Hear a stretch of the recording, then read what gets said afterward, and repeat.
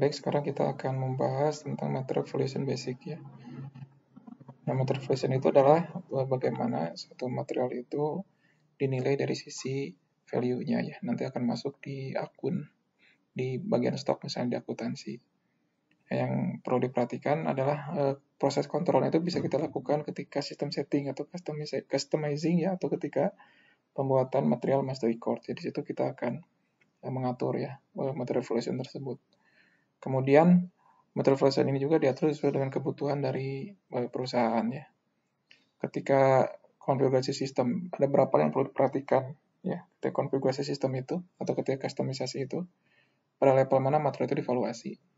Apakah di level plan ya, plan level atau di level company code. Kemudian pada good movement types yang mana ya yang relevan kepada valuation, karena tidak setiap good movement types itu relevan terhadap valuation gitu kan ya. Misalnya movement type barang masuk yaitu relevan terhadap valuation ya. Barang keluar relevan valuation, tapi bisa jadi ada movement type yang lain yang tidak relevan terhadap valuation. Kemudian yang berikutnya pada akun yang mana transaksi valuation tadi itu dilakukan. Ya, ketika barang masuk ya akunnya mana gitu, barang keluar akunnya mana. Misalnya seperti invoice verification menggunakan akun yang mana. Ini adalah dilakukan ya ketika sistem configuration. Nah, berikutnya material valuation level ya. Tadi material valuation level itu bisa diatur apakah di level company code atau di level plan ya.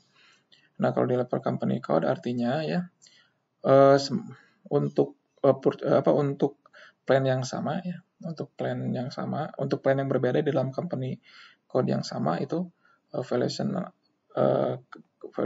kebijakan valuation-nya untuk material tersebut sama. Ya, misalnya ada plan 1000, ada plan 1200 ya. Kemudian kebijakannya itu ya untuk material itu adalah material moving average price ya, di sini MA ya, moving average price. Maka karena di company code level ya, baik itu di plan 1000 atau 1200 ya, untuk material tersebut ya kebijakan misalnya price controlnya itu ya menggunakan moving average sama. Nah, kalau plan level ya, kalau ketika memungkinkan perbedaan ya price control di level plan. Ya, jadi misalnya di company code 1000 ada plan 1000, 1200 ya untuk material yang sama. Di setiap plan ini ada kebijakan yang berbeda untuk price controlnya. Misalnya untuk plan 1200 untuk material A itu ya price controlnya adalah standard price. Untuk material A di plan 1000 price controlnya moving average ya, seperti itu. Nah, valuation class ini fungsinya adalah menentukan akun yang mana ya stok material itu dihitung ya. Nah, material type ini, dalam satu material type itu dia bisa memiliki beberapa valuation class ya. Material type ini dia mengontrol misalnya apakah material tersebut itu valuation ya, devaluated atau non valuated. Artinya apakah material tersebut bernilai nggak di sisi finansial akuntansi ya, di sisi akuntansi atau tidak. Contoh misalnya ada material type yang dia tidak dinilai secara akuntansi. Contohnya dalam material konsinyasi. Karena material konsinyasi ini masih milik dari consignment vendor, jadi tidak di valuation ya secara akuntansi ya, tapi secara stok masuk ya, kita punya stok sekian. Nah, kalau valuation class itu menentukan akun yang mana gitu kan. Berarti kalau valuation class 3000 ya, dia itu misalnya berkorelasi dengan akun 300000 gitu kan. Kalau valuation class 3001 ya berkorelasi dengan akun ya 300010 seperti itu ya.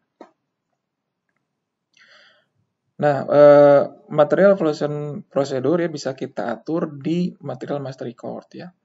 Material master record, di accounting, ada price control ya, kita bisa atur apakah menggunakan standard price atau moving average price atau MA ya.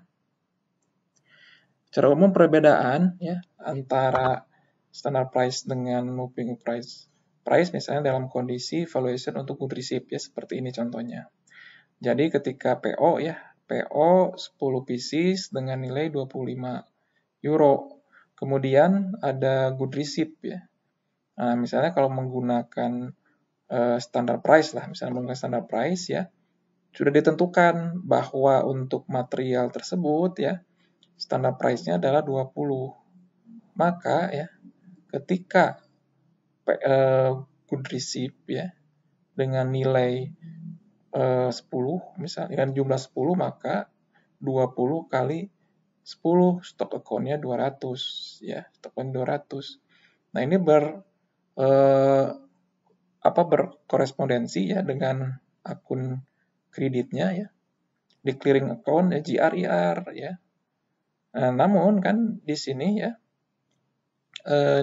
nilai good receipt-nya adalah 10 kali 25 ya, jadi 250 ya. 250 berarti kan ada selisih. Nah, price difference-nya masuk di akun price difference, sehingga secara total debit credit-nya sama ya 250.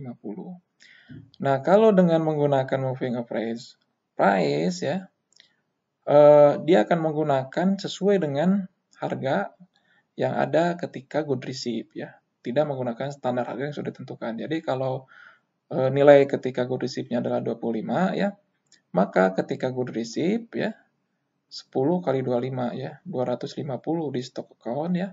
Kemudian GRIR-nya 250 ya. Nah, kita lihat perbedaan di sini ya, stock account-nya kan. Stock account kalau misalnya standar price nilainya itu adalah 200 ya, kalau menggunakan moving average 250. Nah, perbedaannya kalau untuk standar price nanti akan ditampung di price difference. Ini kurang lebih perbedaan ya, valuation of good receipt ya, dengan menggunakan moving average dan juga dengan menggunakan standard price. Silakan kalau ada yang ditanyakan atau ditambahkan.